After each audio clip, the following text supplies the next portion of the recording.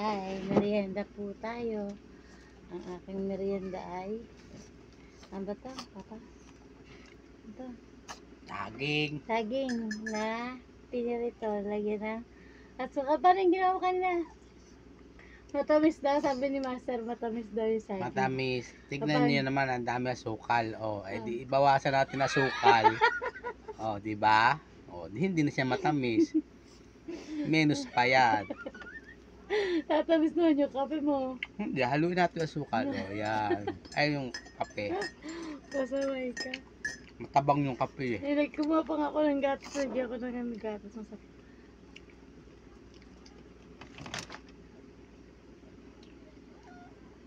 Ano po kayo kung wala? Hindi sarap kape.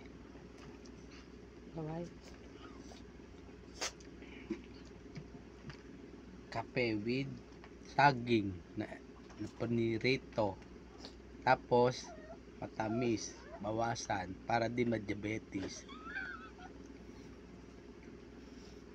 Di ba? Sarap. Ay, singa na singa doon sa likod.